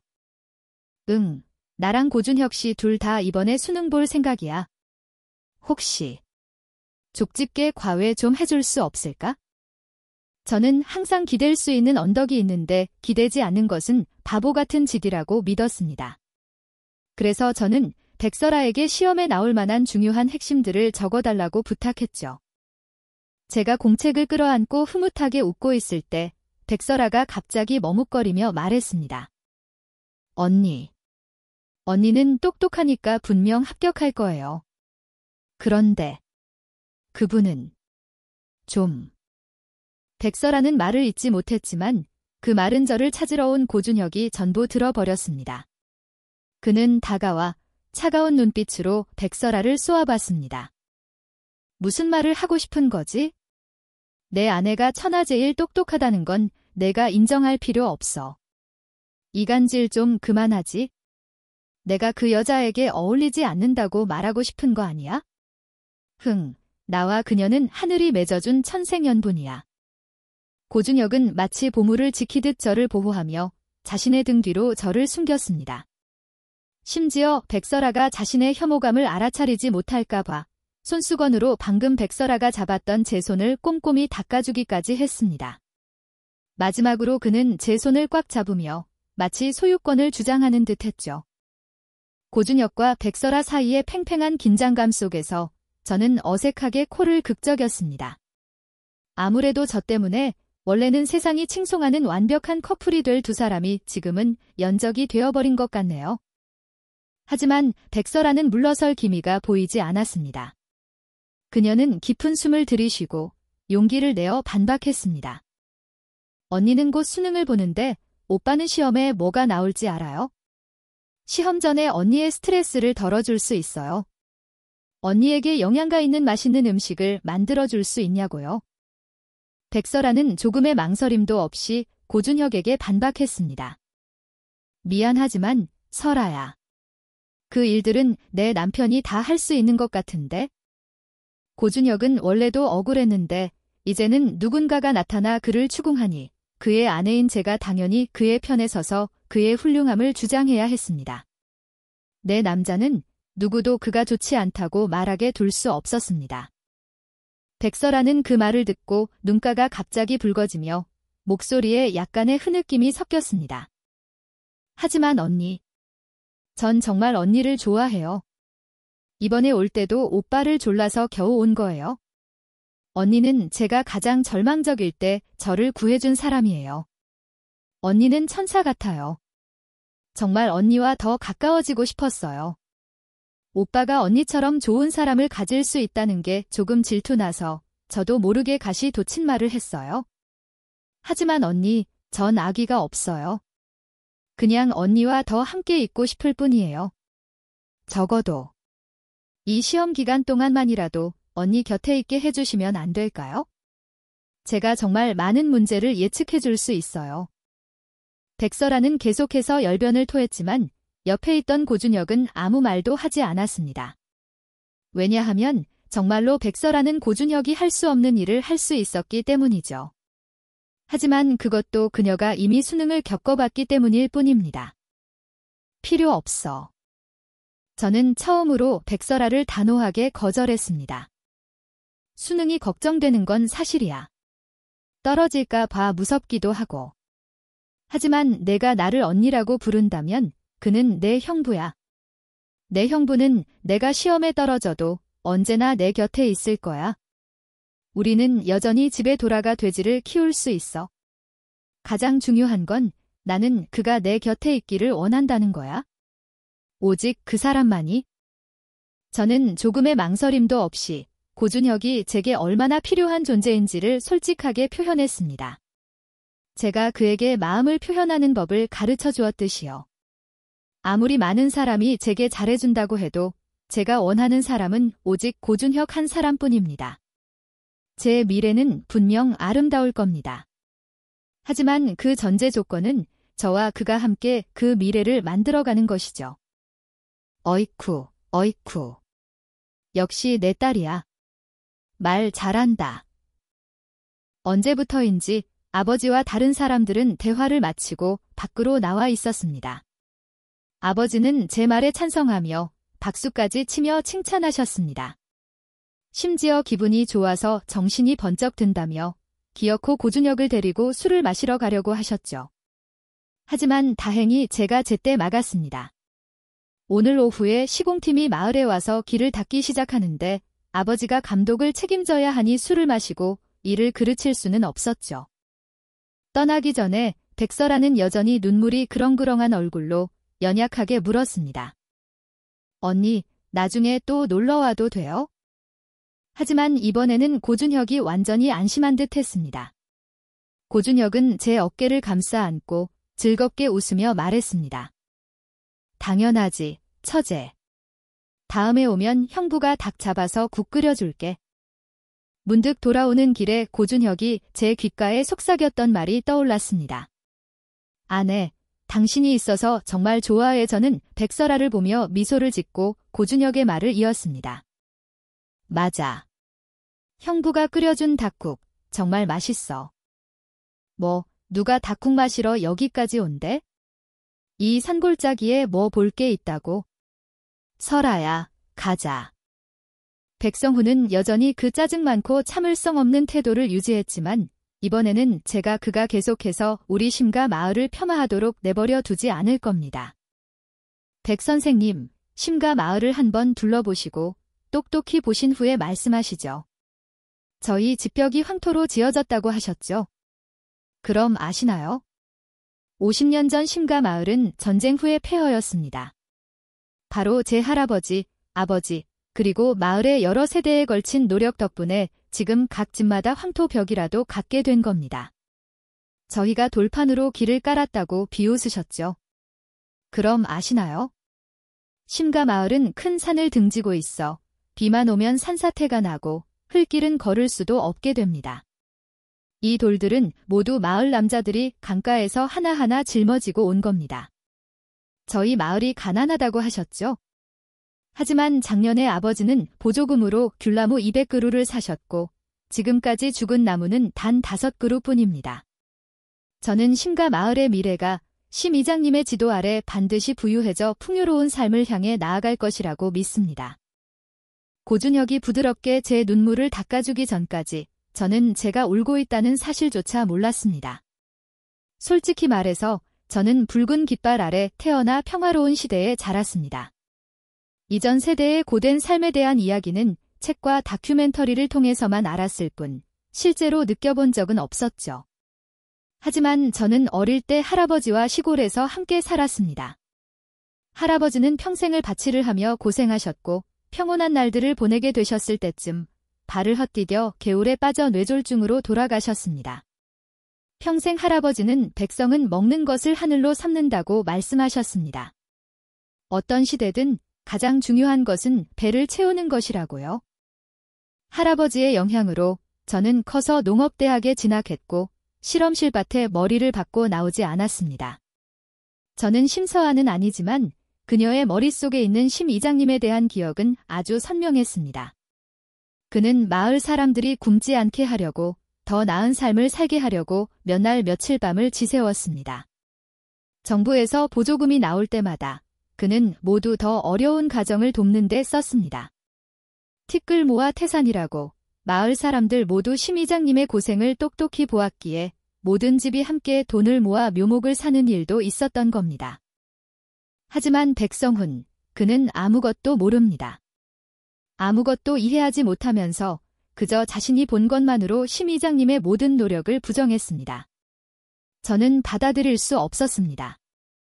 나 그냥 아무렇게나 말한 건데 왜 그걸 진짜로 받아들이는 거야? 백성훈은 제가 그렇게 격렬하게 반응할 줄 몰랐던 것 같습니다. 제 분노에 찬 시선 아래 그는 얼굴이 새빨개져서 허둥지둥 백설아를 끌고 도망치듯 떠났습니다. 착한 내 딸, 울지 마라. 저는 심 이장님이 낡은 중산복에서 꽃무늬 손수건을 어설프게 꺼내는 것을 보았습니다. 그 안에는 모양이 제각각인 연 몇 개가 쌓여 있었죠. 메가당 엿이었습니다. 제 것이 아닌 기억들이 갑자기 밀려왔습니다. 어릴 때 심 이장님은 온 마을을 돌보느라 바빠 심서아와 그녀의 어머니를 무심코 소홀히 했습니다. 그는 늘 새벽녘에 집을 나서 어두컴컴해져서야 지친 어깨로 돌아왔죠. 그럴 때마다 어린 심서아는 아버지가 떠나지 못하도록 울며불며 매달렸고 그때마다 심 이장님은 메가당 엿을 꺼내 그녀를 달랬습니다. 장수가 징을 치며 팔던 그 엿은 심 이장님의 서툴지만 깊은 사랑이 담긴 엿이었습니다. 특히 심서아의 어머니가 병으로 세상을 떠난 후 심서아는 더욱 외로워졌고 아버지가 자신과 더 많은 이야기를 나누길 바라며 장난을 치고 사고를 쳤습니다. 하지만 심 이장님은 딸을 달래기 위해 메가당 엿을 꺼내주는 것밖에 몰랐죠. 아버지. 제 마음속에서 갑자기 서러움이 북받쳐 올랐습니다. 저는 심서아의 마음의 소리를 들었습니다. 그녀는 말했습니다. 아버지, 저는 나쁜 아이가 아니에요. 그냥 아버지가 저에게 조금 더 관심을 가져주셨으면 좋겠어요. 원작에서 심서아는 고준혁을 마음에 들어 하지 않았지만 그가 진심으로 그녀에게 잘해주자 그녀도 점차 운명을 받아들이고 그와 함께 평온한 나날을 보냈습니다. 하지만 바로 그때 백설아가 나타나 심서아의 유일한 사랑을 빼앗아 갔습니다. 그래서 그녀는 미워했고 백설아가 사라지기를 원했습니다. 유일하게 항상 곁에 있을 수 있는 사람마저 떠나는 것을 원치 않았기에 그녀는 악녀 조연의 길로 들어서 거듭 자멸의 길을 걸었던 겁니다. 저는 심 이장님을 꼭 껴안고 서럽게 울었습니다. 그는 그저 웃으며 제 등을 가볍게 토닥여주며 안심시켰고 고준혁은 아무 말 없이 제 곁을 지켰습니다. 제가 울다 지쳐 더 이상 울 힘이 없을 때까지요. 그때서야 그는 제 얼굴의 눈물을 부드럽게 닦아주었습니다. 딸아, 아까 내가 남편이랑 같이 수능 본다고 하던데. 아버지가 허리춤에 꽂아둔 곰방대를 꺼내 불을 붙이는 것을 보았습니다. 이장님, 담배 좀 줄이세요. 고준혁은 아버지가 담배를 피우며 기침하는 것을 보고 충고했습니다. 오늘은 기분 좋은 날인데 한 대만 피우게 해다오. 심 이장님은 호탕하게 웃었습니다. 우리 셋은 멀리 푸른 산맥을 향해 조용히 바라봤습니다. 한참 후에야 그는 천천히 입을 열었습니다. 수능이라. 좋다, 아주 좋아. 이 아비는 평생 제대로 된 공부 한 번 못 해봤다. 아는 글자라고는 내 할아버지가 가르쳐준 게 전부지. 내 할아버지는 젊었을 때 서당 훈장이셨거든. 나도 뭐 이 정도 출세가 전부다. 이 심가 마을밭 새마지기 지키는 것만으로도 나는 만족한다. 심 이장님은 곰방대를 한 모금 깊이 빨아들였다가 하얀 연기를 길게 내뿜었습니다. 너희 어린 것들은 출세해야지. 수능 보고 이 심가 마을에서도 봉황 2마리가 날아오를 날이 오겠구나. 저는 심 이장님의 태연한 모습을 보았습니다. 그의 반평생은 결코 순탄했다고 말할 수 없었습니다. 젊었을 때 아버지는 홍수 구호 활동에 참여했다가 희생되셨고 그는 혼자서 심가 마을 전체를 짊어졌습니다. 중년이 되어서야 딸을 얻었고 모두들 아들 하나 더 낳으라고 권했지만 그는 저를 품에 안고 웃으며 말했습니다. 딸이 좋다. 딸은 아버지의 작은 소못이다. 하지만 그 작은 딸이 겨우 걸음마를 뗄 무렵 제 어머니는 영원히 그의 곁을 떠났습니다. 그는 충분히 재혼할 수 있었지만 저를 위해 호라비로 살며 혼자 저를 키웠습니다. 다만 이 작은 소못이 좀 구멍이 났을 뿐이죠. 하지만 다행히도 모든 것을 만회할 시간은 아직 있었습니다. 제가 시험에 떨어지면 어떡해요? 봉황이 못 되면요? 저는 머리가 희끗희끗한 남자 앞에서 갑자기 형언할 수 없는 애틋함을 느끼며 웃으며 농담처럼 물었습니다. 봉황이 못 되면 마을로 돌아와서 아비랑 같이 사내 왕이나 해라. 우리 밭 넓다. 너희 둘이 마음껏 해집고 다녀도 이 아비가 다 책임져 줄게. 우리 셋은 서로를 보며 웃었고 이 따뜻한 분위기에 모두 감동했습니다. 그날 이후 저와 고준혁은 더욱 열심히 자료를 찾아보고 부지런히 복습하며 수능을 준비했습니다. 한가할 때면 우리는 손을 잡고 새로 짓는 길의 공사 진척도를 보러 갔습니다. 그럴 때마다 마을 아이들은 우리를 둘러싸고 놀려댔죠. 처음에는 고준혁도 부끄러워했지만 점차 그는 그것을 즐겁게 받아들였습니다. 단 10일 만에 마을에서 읍내로 가는 길은 모두 수리되었습니다. 백설아도 더 이상 저를 찾아오지 않았습니다. 다만 수능 전날 밤, 그녀가 사람을 시켜 제게 편지 한 통을 보내왔습니다. 편지에는 그녀가 시험에 나올 것으로 예측하는 문제들이 아주 상세하게 적혀 있었고, 마지막에는 저와 고준혁의 시험 순조를 기원하는 말이 적혀 있었습니다. 저는 편지를 접으며 감탄했습니다. 그녀도 참 정성이 지극하네요. 한 달 동안 열심히 복습한 저는 제 자신에 대한 자신감이 넘쳤습니다. 이 편지를 의미 있는 선물로 여기고 소중히 간직했죠. 아내. 고준혁이 뒤에서 저를 끌어안았습니다. 백설아의 편지를 보고도 그는 그저 제게 어리광을 부릴 뿐이었습니다. 왜냐하면 그는 제 마음이 항상 자신에게 속해 있고 영원히 자신을 향해 기울어져 있다는 것을 알기 때문이었죠. 내일이면 수능인데. 오늘 밤은 우리 좀 쉬자, 응? 저는 고준혁에게 뒤에서 꽉 안겨 있었습니다. 그의 단단하고 강한 팔이 저를 꽉 조여 마치 제 몸에 저를 붙여버리려는 것 같았죠. 이 일도 그를 탓할 수는 없었습니다. 며칠 전 저는 생리기간이었고 고준혁은 그저 바라볼 수밖에 없었죠. 분출할 곳이 없던 그는 팔굽혀펴기로 욕구를 해소할 수밖에 없었습니다. 그리고 이제 제 생리가 드디어 끝났습니다. 만약 내가 쉬고 싶지 않다고 하면요. 그래도 돼요? 저는 일부러 그를 놀렸습니다. 그의 시무룩한 표정을 보고 결국 저는 거절할 수 없었죠. 아내, 시험 볼 때 긴장하지 마. 그냥 차분하게 풀면 돼. 시험장에 들어가기 전 고준혁은 제 손을 잡고 부드러운 목소리로 위로했습니다. 우리는 같은 시험장에서 시험을 보지 않았습니다.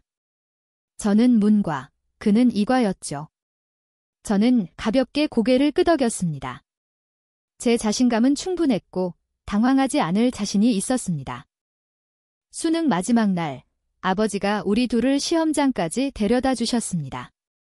도착하기 전에 그는 부엌에 닭국을 끓여놓았고 고준혁이 가장 좋아하는 계란 볶음도 해놓았다고 말씀하셨습니다. 시험만 끝나고 돌아오면 바로 먹을 수 있다고 하셨죠. 저와 고준혁은 서로를 보며 웃었습니다. 오늘이 지나면 우리는 큰 목표 하나를 완수한 셈이었습니다. 하지만 제가 시험을 마치고 시험장을 나왔을 때 아무리 기다려도 고준혁은 보이지 않았습니다. 대신 저는 백설아와 백민준을 보았죠. 언니. 고준혁 오빠, 고씨 집안 사람들이 데려갔어요. 백설아가 다가와 저를 위로하려 했지만 저는 갑자기 그녀의 손을 뿌리쳤습니다. 왜 설아한테 화를 내는 겁니까? 설아가 그를 데려간 것도 아니고. 게다가 당신 아버지가 몰래 고준혁을 팔아넘긴 거, 고씨 집안에서 문제 삼지 않은 것만으로도 다행인 줄 아시죠? 백민주는 비틀거리며 쓰러질 뻔한 백설아를 재빨리 부축했습니다. 그의 목소리는 얼음장처럼 차가웠고 안경 너머의 눈빛에는 조금의 망설임도 없는 조롱이 담겨 있었습니다. 무슨 증거로 우리 아버지가 고준혁 씨를 납치했다고 하는 거죠? 당신 거짓말하고 있잖아요. 고준혁 씨는 절대 그들을 따라갈 사람이 아니에요. 말해요. 그 사람 어디에 숨겼어요? 원작에서 백민주는 겸손하고 예의 바른 군자로 묘사되었지만 지금 저는 그가 그저 위선적인 인물, 음흉하고 속을 알 수 없는 소인배로 느껴질 뿐이었습니다. 언니. 그 사람 정말 가기 싫어했어요. 고준혁 오빠가. 그 사람이 오빠를 때려서 기절시키고 끌고 갔어요. 백설아는 이 말을 하며 눈물을 뚝뚝 흘렸습니다. 미안해요, 언니. 제가 길을 내자고 제안하지만 않았어도 삼촌이 그와 고 아저씨가 많이 닮았다는 걸 발견하지 못했을 거고 몰래 조사하지도 않았을 거예요. 언니와 오빠가 이렇게 헤어지지 않아도 됐을 텐데. 제 잘못이에요. 미안해요, 언니. 저는 백설아의 눈물 범벅인 모습에는 신경 쓰지 않았습니다. 지금 저는 그저 빨리 집으로 돌아가고 싶었습니다. 분명 고준혁이 저를 거기서 기다리고 있을 겁니다. 여보, 빨리 나와봐요. 나 시험 끝났어요. 아버지한테 가서 닭국 마시자. 나 배고파요. 저는 넋이 나간 채 집안의 모든 방을 돌아다녔지만 그는 없었습니다. 그는 정말로 곧이 집안에 끌려간 것이었습니다. 저는 마당에 털썩 주저앉아 서로 쫓고 쫓기는 닭과 오리떼를 멍하니 바라봤습니다. 고준혁, 이 나쁜 놈. 저는 울지도 소란을 피우지도 않았습니다. 딸아, 왜 땅바닥에 주저앉아 있니? 춥다. 아버지는 집에서 아무리 기다려도 우리 둘이 돌아오지 않자 이쪽으로 찾아오셨습니다. 사위는 어디 갔냐? 사위야. 어서 와서 닭국 마셔라. 내가 닭다리 2개나 남겨놨다. 아버지의 환한 얼굴을 보자 제 마음속의 모든 억울함이 한순간에 터져나왔습니다. 아버지. 고준혁 씨, 친부모님이 데려갔어요. 저는 더 이상 참을 수 없었고 눈물이 샘솟듯 흘러내렸습니다. 아버지도 깜짝 놀라셨죠. 정확히 말하면 우리는 고준혁이 우리 곁을 떠날 것이라고는 한 번도 생각해 본 적이 없었기 때문입니다. 그래. 착한 내 딸, 울지 마라. 사람마다 가야 할 길이 있는 법이지. 자, 아버지랑 가서 닭국 마시자. 내가 닭다리 2개 다 넣어줄게. 그날 이후 온 마을 사람들은 암묵적으로 고준혁에 대해 언급하지 않았습니다. 마치 그가 처음부터 존재하지 않았던 것처럼요. 아버지는 제가 집으로 돌아와 살기를 원하셨지만 저는 거절했습니다. 우리 집에는 아직 돌봐야 할 새끼 돼지들이 있었으니까요. 한바탕 크게 운 후 저는 다시 빠르게 정신을 차렸습니다. 매일 정시에 닭에게 먹이를 주고 돼지풀을 베고 혼자 밥을 지어 먹었죠. 다만 왜 예전에는 고준혁이 이 모든 일을 그렇게 즐겁게 할 수 있었을까요? 그렇게 한 달이 지나고 제 대학 합격 통지서가 도착했습니다. 정규대학 합격선보다 훨씬 높은 점수를 보고 제 눈에서는 다시 눈물이 흘러내렸습니다. 이 기쁨을 누구와 나눠야 할까요? 고준혁 씨, 봐요. 드디어 이 골짜기에서 봉황 한 마리가 날아올랐어요. 아버지는 약속대로 저를 축하하기 위해 성대한 잔치를 열어주셨습니다. 딸아, 아버지가 알아봤다. 이 점수면 너는 도에 가서 쉽게 대학 다닐 수 있대. 알고 보니 며칠 동안 아버지의 모습이 보이지 않았던 것은 저를 위해 길을 알아보러 다니셨기 때문이었습니다. 아버지, 저 도에 가고 싶지 않아요. 읍내에도 대학이 있으니 거기서 다닐게요. 도에 있는 대학은 너무 멀었습니다. 심가 마을에 큰 산이 보이지 않을 정도로 멀었죠. 저는 지쳤습니다. 더 이상 달리고 싶지 않았습니다. 졸업장만 받을 수 있다면 어디서 공부하든 더 이상 중요하지 않았습니다. 식탁에는 온갖 맛있는 음식이 뜨겁게 차려져 있었습니다. 예전 같았으면 분명 배불리 먹었을 텐데 지금은 눈앞에 기름진 음식을 보니 구역질만 났습니다. 우웩. 속이 울렁거리며 토하고 싶었지만 아무것도 나오지 않고 마른 기침만 나왔습니다. 어머, 다은이 혹시 임신한 거 아니니? 옆에 앉아 계시던 아주머니가 걱정스럽게 물으셨습니다. 조카딸, 이번 달에 생리는 했어? 아주머니의 말에 저는 문득 정신이 번쩍 들었습니다. 벌써 열흘 이상 늦어진 것 같았습니다. 설마 정말일까요? 그날 고준혁과 함께 있을 때 저는 안전한 기간이라고 안일하게 생각하고 아무런 조치를 취하지 않았습니다. 정말 임신이라면? 이 기묘한 느낌에 저는 순간 멍해졌습니다. 에이, 함부로 말하지 마세요. 그냥 기름진 음식을 많이 먹어서 그런 거겠지? 입으로는 그렇게 말씀하셨지만 아버지는 다음 날 아침 조용히 저를 군 병원으로 데려가 검사를 받게 하셨습니다. 임신 1개월입니다. 낳으실 건가요? 지우실 건가요? 이 아이의 존재에 대해 저는 조금 당황스러웠지만 아이를 포기할 생각은 한 번도 해본 적이 없었습니다. 낳을게요. 영양제 좀 처방해 주세요. 병원을 나서자 아버지는 마치 10년은 늙으신 듯 했습니다. 딸아. 너는 아직 창창한 앞날이 있는데 혼자 임신한 몸으로 살면 얼마나 많은 험담이 너를 향하겠니? 아버지는 내가 그런 시선을 받는 걸 원치 않는다. 아버지는 제가 아이를 지우길 원하셨습니다. 과거는 모두 잊고 다시 시작하기를 바라셨죠. 하지만 어떻게 잊을 수 있겠어요? 아버지, 저는 그 사람이 돌아올 거라고 믿어요. 학업은 계속할 거고 아이도 낳을 거예요. 원작에서 고준혁이 떠난 것은 심가 마을에 더 이상 미련이 없었기 때문이었습니다.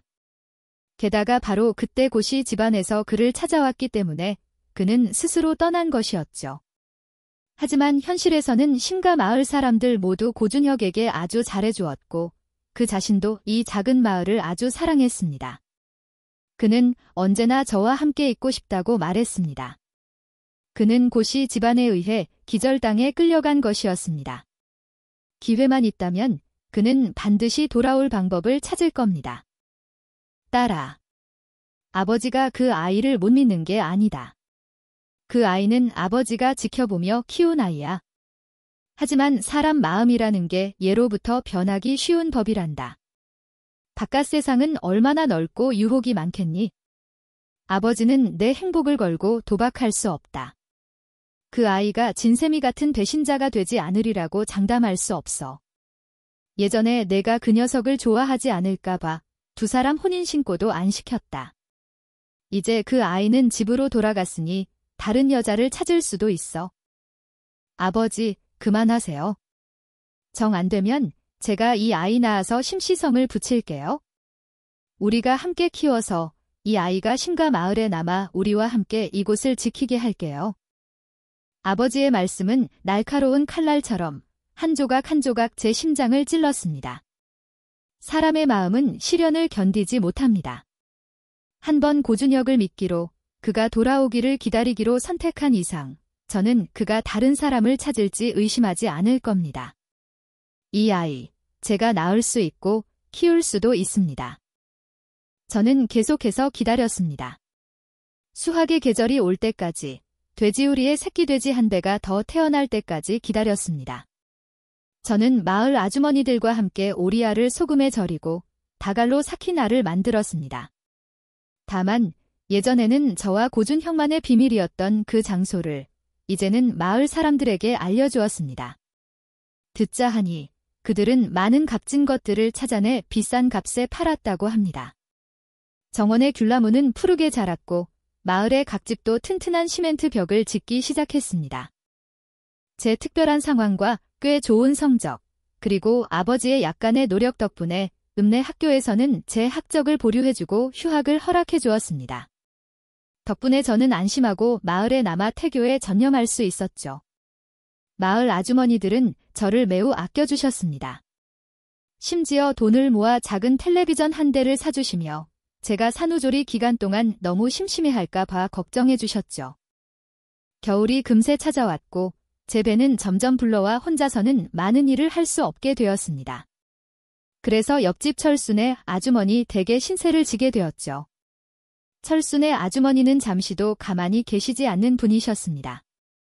제 뱃속의 아이를 위해 예쁜 작은 옷들을 많이 만들어주셨죠.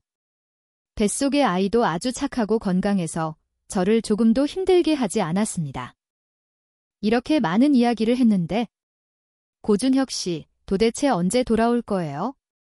보고 싶어요.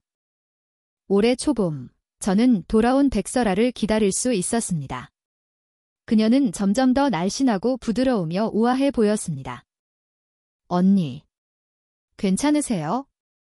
분명 백설아는 제가 임신했을 거라고는, 더군다나 이렇게 큰 배를 안고 흔들의자에 앉아 햇볕을 쬐고 있을 거라고는 상상도 못했을 겁니다.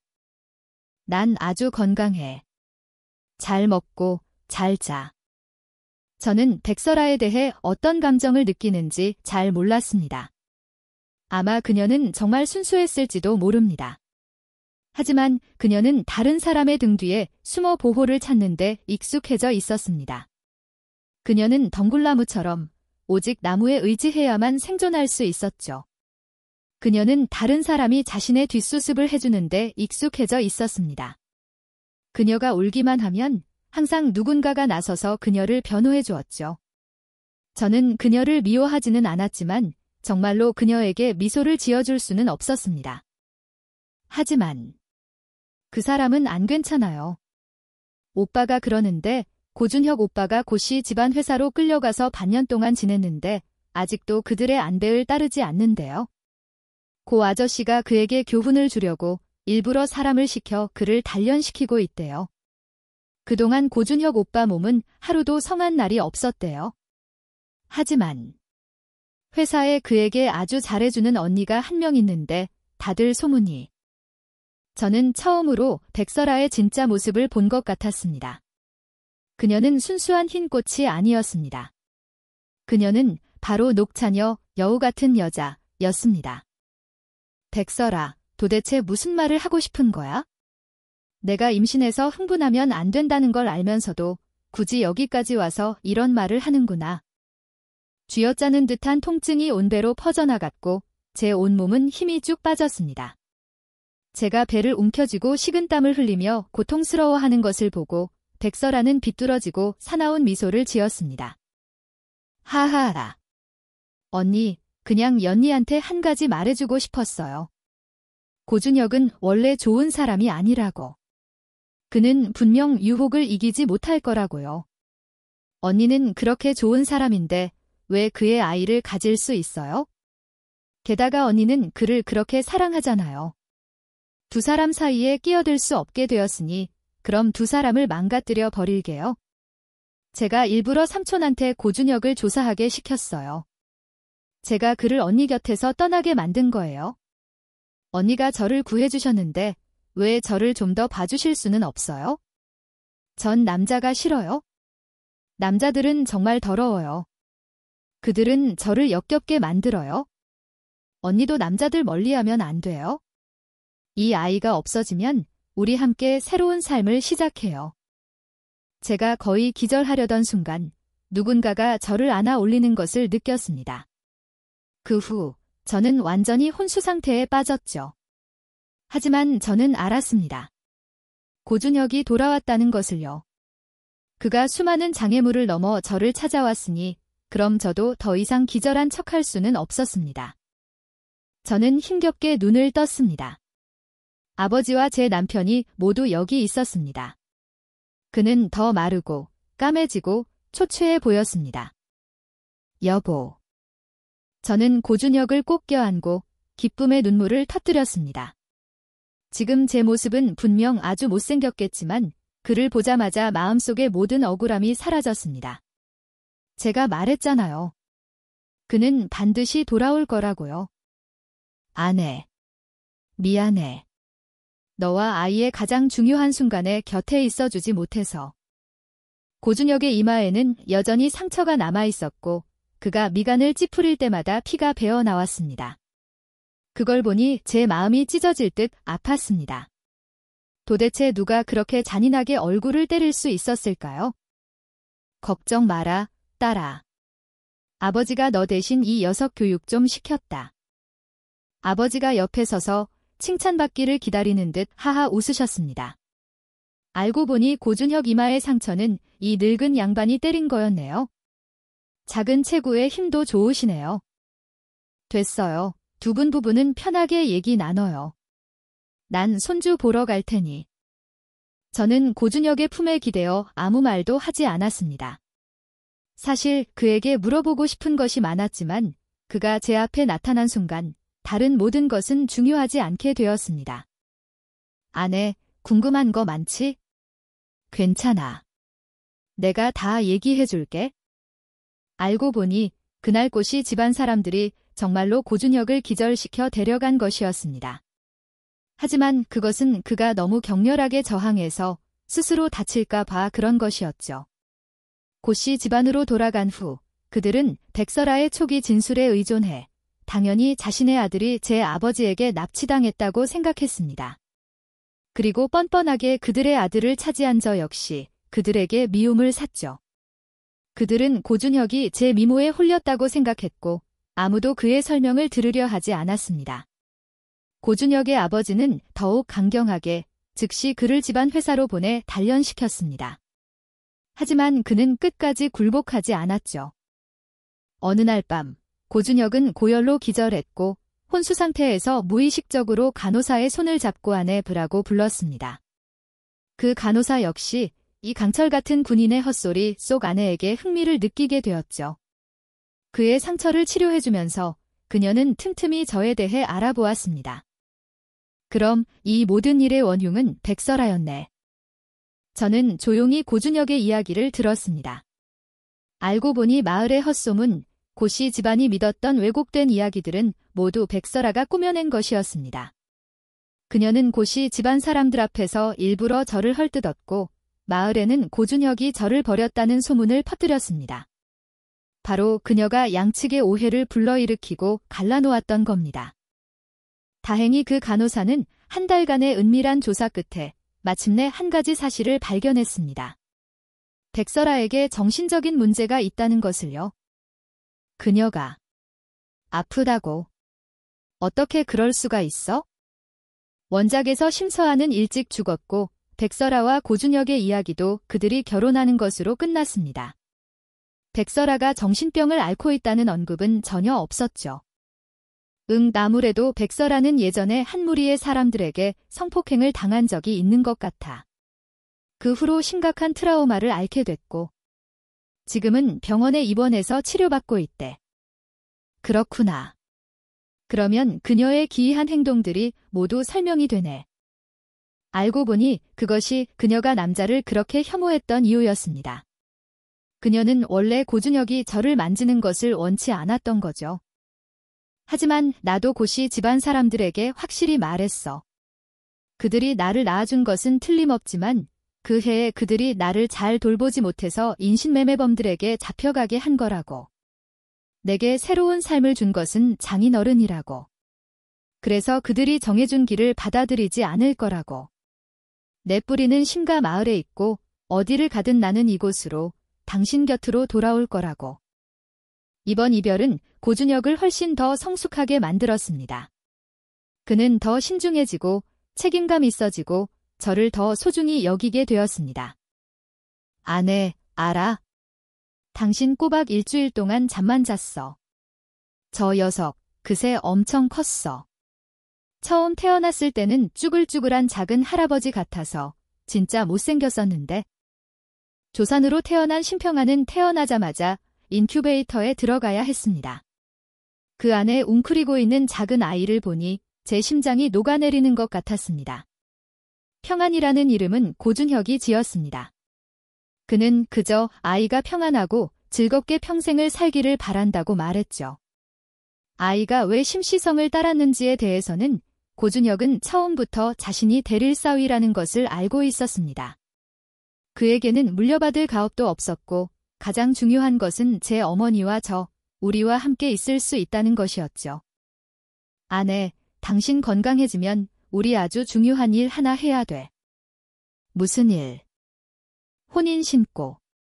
합법적인 부부가 되는 거야? 저는 고준혁의 눈에서 반짝이는 빛을 보았습니다. 그는 분명 자신이 아주 똑똑하다고 생각하며 제 칭찬을 기다리고 있을 겁니다. 우리 남편, 정말 똑똑하네. 합법적인 부부라는 것도 알고. 마침내 저와 고준혁은 혼인신고를 했습니다. 우리는 웨딩 사진을 찍고 축하 파티를 열었죠. 제가 젖이 나오지 않자 아버지는 소 한 마리와 염소 한 마리를 키우셨고 어릴 때부터 심평하는 소젖과 염소젖을 먹고 자랐습니다. 그리고 두 마리의 봉황, 즉 저와 고준혁은 마침내 미뤄두었던 학업을 마칠 때가 되었습니다. 심평안이 3살이 되었을 때 저와 고준혁도 순조롭게 졸업했습니다. 우리는 읍내에서의 안정적인 직업 기회를 포기하고 대신 농촌 건설에 기여하기로 결심했습니다. 심가 마을은 우리의 첫 번째 시범 마을이 되었습니다. 여보, 평안이가 우리 둘을 기억할까? 저는 고준혁의 손을 살짝 쥐었습니다. 긴장될 때마다 이런 습관이 있었죠. 그는 제 손을 꽉 잡으며 안심시켰습니다. 3살 이전 아이들의 기억은 점차 희미해진대. 하지만 괜찮아. 우리가 아이와 함께 새로운 기억을 만들면 돼. 마을의 귤나무는 노랗게 익어온 동네가 황금빛으로 물들었고 향긋한 귤 향기가 사방에 퍼졌습니다. 문을 밀고 들어가자 아버지가 신평안을 안고 부드럽게 달래고 계셨습니다. 평안이의 손에는 딱딱한 사탕 하나가 꽉 쥐어져 있었죠. 아버지는 나지막한 목소리로 여전히 익숙한 시를 읊조리셨습니다. 기물매네 뜨거운 여름날. 땀방울이 밭고랑에 떨어지네. 뉘라서 알리오. 그릇에 담긴 밥알 하나하나가 모두 농부의 피땀인 것을.